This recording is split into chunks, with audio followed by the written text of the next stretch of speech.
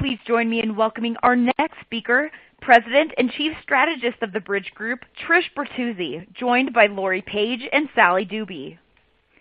Trish founded the Bridge Group to help B2B technology companies build world-class inside sales teams. Since 1998, she's helped over 200 companies build, expand, and optimize their inside sales operations by building pipeline, generating revenue, and redefining the image of the profession. Bertuzzi has been honored among the top 25 most influential in inside sales by the AAISP 5 years in a row. Join me in welcoming this influential industry leader to the Sales Acceleration Summit today.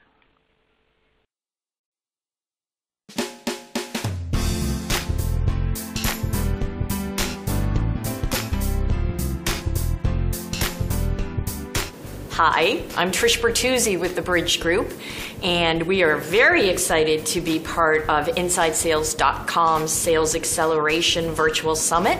And I am joined by my lovely and esteemed colleagues. Lori Page is the managing partner of the Bridge Group, and Sally Doobie is the general manager for our West Coast office. And today we're going to talk to you about 3 emerging trends for inside sales and 3 pitfalls you want to avoid, and we're also going to provide you with recommendations on how to avoid them. The first emerging trend I want to talk to you about is the importance of data in the sales process. You know, people will invest a ton of money in a ton of tools. They'll invest money in their people, in training, but they don't invest in data. It's because data is not sexy. But data is the fuel that powers your sales engine. What you don't want to do is have sales reps trying to figure out who to call and how to get at them. I've seen many companies lately actually invest in the role of a data analyst, someone who does nothing but data hygiene, data append, get those direct dial numbers, get those email addresses, and really front end your sales organization. So if I was going to make an investment today, I would make it in data. Sally, I'd love your take. What do you see as an emerging trend? This is, I think, one that is really amazing after all these years of being in this business is the growth of the inside sales function and role, and that the hiring is off the charts with all facets of inside sales and different roles and functionality for the groups. And one of the problems that we're really seeing, particular maybe to the San Francisco Bay Area, is we can't find enough good people. So many companies are developing their inside sales groups and going to hire outside of their corporate headquarters. We're seeing groups being built in Austin and in Chicago, for instance. And what that means is that there's a lot of lack of support, rather, I should say, for those groups. Then they're going to be off in these non-headquarters locations. So companies are going to have to do really great jobs of setting their people up for success.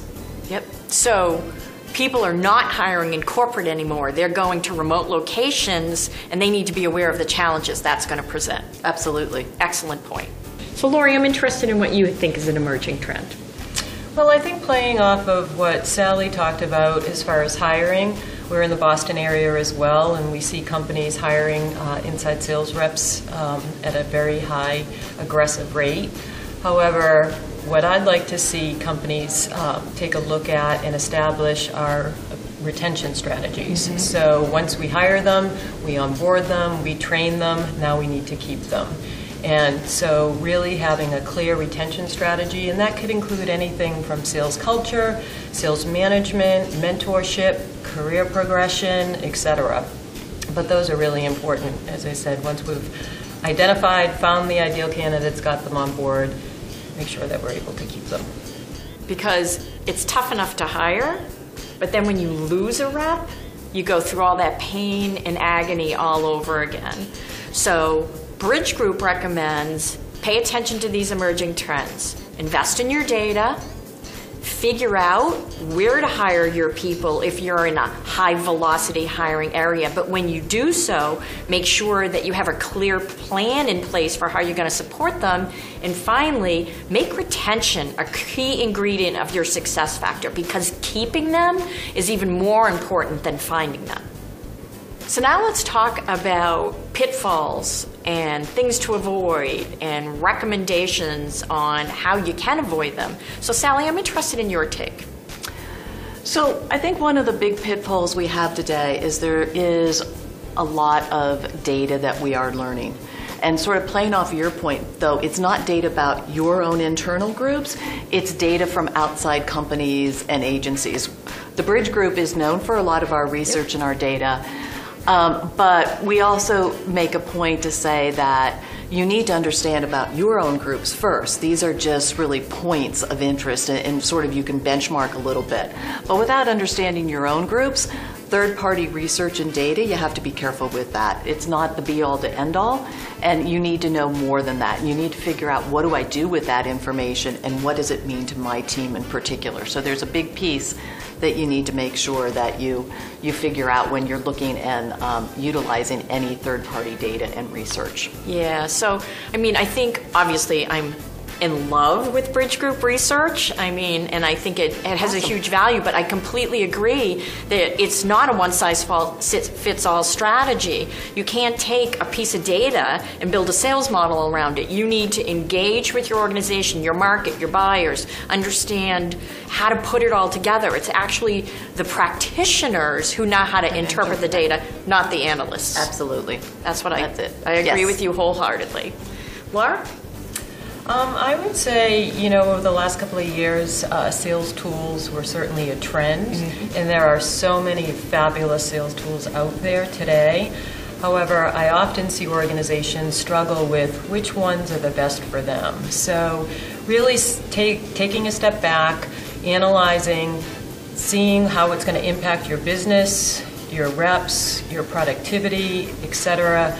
Ideally establish some type of ROI that can be measured, and knowing that some of the sales tools, based on budget, you may evolve, right? So you may start with one and then add to that as you go through the process. But to summarize, I would say to make sure that you have a strategy, you have a goal, and you know what you hope to accomplish by investing in some of these tools, and then you're going to get the ROI. I know. There's a huge difference between a toy and a tool, right?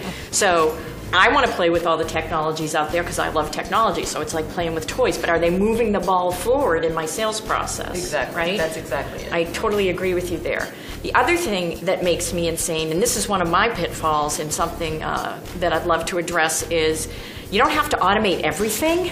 It's great that we can, and everyone's developing apps so you can, but when you look at the big picture of better, faster, cheaper, I want to say something to you vendors. Stop giving me faster, cheaper, and give me better. I don't care if I can engage with my buyers faster and more cost effectively. I want to have better conversations. I want to have better conversion rates. So better, faster, cheaper, emphasis on the better.